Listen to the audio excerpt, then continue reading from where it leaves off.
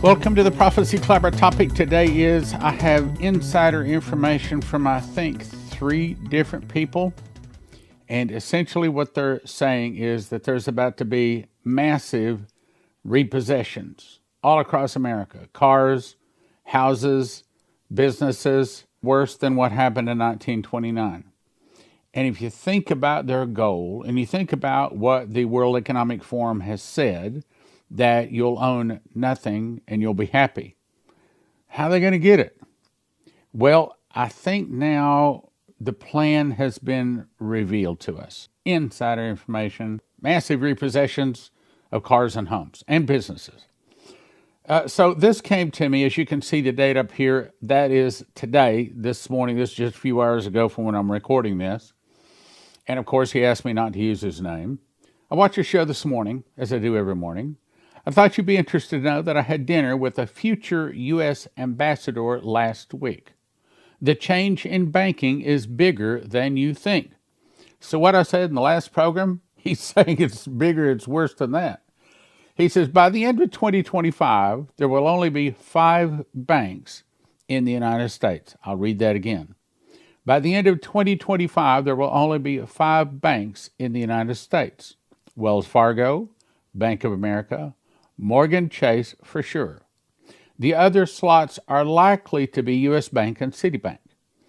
This will make it easier to implement the CBDC. This individual also deals and brokers in rate gold. I assume that means spot gold.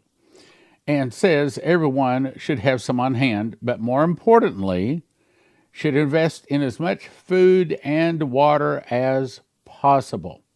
You know, I agree with that. Everyone should have some on hand, but more importantly, they should invest in as much food and water as possible.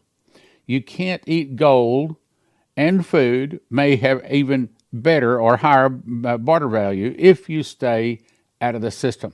If you want to stay out of the system, I'm going to say that you need to have all 3. You need to have some gold and silver, and need to have some bread from Joseph Kitchen, josephkitchen.com. Next thing. Now, this is also insider information. It came to HalTurnerRadioShow.com. Consumer credit drying up. In the past 10 days, consumer credit has been wild. And the evidence is explicitly clear. Banks are now severely restricting consumer credit. I'm going to go a step further. I think that that this is only a step to where they're going, but where they're going, I believe, is to not only restrict consumer credit, but to cut it off. And that means that they may start reducing, for example, the limits on your credit cards. But I think it's going to be a recall of notes. Now, after church yesterday, I had a person that had visited our church, and she was just laid off at her bank just this past week. And so I've got some insider information she brings. But she also said that she believes that consumer credit is not going to just get tight. And she specifically said, yes, in some of the fine print on some of the notes, they can recall the note. Now, what does that mean? That means you get a notice from the bank, you need to pay off your car. Either that or return your car. I only have another year's payments on it. Doesn't make any difference. We want our money. And so you have to bring the money or bring the car, one or the other. The article goes on to say, Capital One shut off all dealer floor plans. Now, what is a dealer floor plan? Well, that means that, let's say a car dealer has 200 cars on their lot. They didn't buy all 200 of those cars. The bank covers them in a floor plan, and generally they pay either very, very low interest, or most of them don't pay any interest at all. I don't know how long. I'm going to guess at least 60 to 90 days. So the car can sit there for 60 to 90 days free to the dealer. So when they shut off a dealer floor plan, they just close that dealership. That means that dealer, if they want to sell a car, they have to pay for that car in advance. So what we might see is a lot of dealerships going under. We might see where you go to buy a car, well, I don't have it on the lot. We can have it here in 2 to 6 weeks, but you have to pay for it in advance. USA Auto Sales shut down 39 dealerships after losing its Ally Bank floor plan lines of credit. Wells Fargo laid off all its junior auto loan underwriters and capped future loans. And that's what this lady had happened to her. She was working at a bank. She just lost her job. This is very serious.